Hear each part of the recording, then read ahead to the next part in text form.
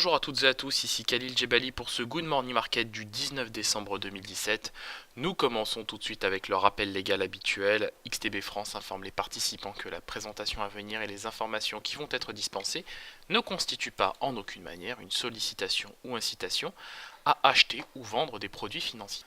Voilà, nous commençons tout de suite avec le calendrier économique de ce mardi 19 décembre et vous le voyez, la séance du jour sera marquée par quelques statistiques économiques ici et là. Donc la première, la statistique qui nous intéressera le plus ce matin, ce sera bien sûr l'indice IFO du climat des affaires en Allemagne pour le mois de décembre.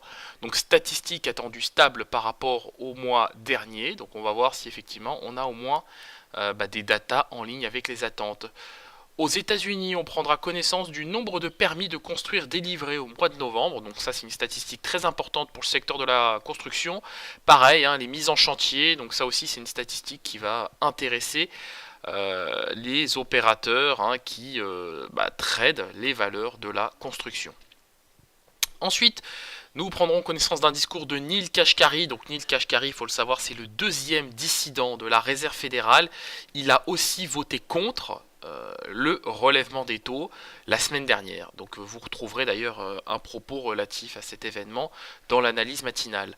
L'API, donc les premières estimations, les premières estimations de stock de pétrole selon l'American Petroleum Institute. Donc cette statistique sera publiée aujourd'hui à 22h40. Donc pour la semaine terminée bien évidemment au 15 décembre. Donc c'est clairement effectivement une statistique qui va nous intéresser avant les données officielles de demain. Par ailleurs, nous notons le retour du dossier catalan. Donc il faut le savoir, les élections régionales en Catalogne se dérouleront ce jeudi. Pour l'heure, les enquêtes d'opinion prédisent des résultats serrés avec une participation record. Donc le parti Ciudadanos, donc c'est le camp unioniste bien sûr, est en tête des sondages avec 25% des intentions de vote. Mais vous le savez comme moi, les sondages se sont déjà trompés dans le passé, je pense bien sûr au Brexit. Donc prudence est mère de sûreté, je pense que la prudence va progressivement s'installer sur les marchés. Alors là, le propos est encore jeune puisque les élections se tiendront ce jeudi. Mais attention quand même. Par ailleurs, le premier succès de l'ère Trump se précise aujourd'hui. Il faut le savoir, donc la réforme fiscale doit être votée aujourd'hui à 19h30 définitivement par la Chambre des représentants. Donc, a priori, il ne faut pas plus de 2 dissidents chez les républicains pour que le texte soit retoqué. Donc, on va voir. On verra bien. Réponse aujourd'hui à 19h30 du côté des États-Unis. Donc c'est bien évidemment ce qui va focaliser l'attention des opérateurs. S'il y a plus de deux dissidents dans le camp républicain, et bien là, aïe aïe aïe, ça pourrait faire très mal sur les indices. Donc effectivement, prudence et mère de sûreté, c'est tout ce que je peux dire. Alors, de là à faire un appel à la prudence, je pense pas, mais quand même. Voilà, soyons prudents parce que je pense que les marchés vont se montrer très nerveux aujourd'hui. Voilà, et ce jusqu'à 19h30.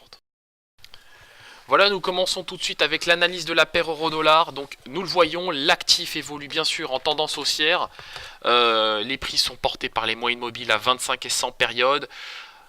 Du côté de la zone euro, on a pris hier connaissance de l'indice des prix à la consommation, donc la statistique est ressortie globalement en ligne avec les attentes, à 0,1%, plus 0,1% bien sûr au mois de novembre et plus 1,5% en rythme annualisé. L'ensemble de ces éléments ont porté la paire euro-dollar puisque celle-ci évolue désormais au-dessus du seuil des 1,18. Ce qui m'étonne, c'est que cette data ne pèse pas du tout sur les indices au moment où je vous parle. Donc les indices ont ouvert en manière très timorée, on va dire sur une note stable, on va dire ça comme ça. Et on voit qu'effectivement la vigueur de l'euro ne pèse pas pour l'instant sur les indices européens. Donc dans ce contexte technique, au regard de ce contexte technique, j'ai un biais acheteur sur la paire euro-dollar et je pense qu'on va rallier aujourd'hui le niveau des 1,1837 $ pour 1 euro. Je vous propose de nous quitter sur cette note. On se retrouve comme d'habitude aujourd'hui à 15h15 avec moi pour faire le point complet des marchés et pour notre live trading. Donc c'est tout pour aujourd'hui et à tout à l'heure.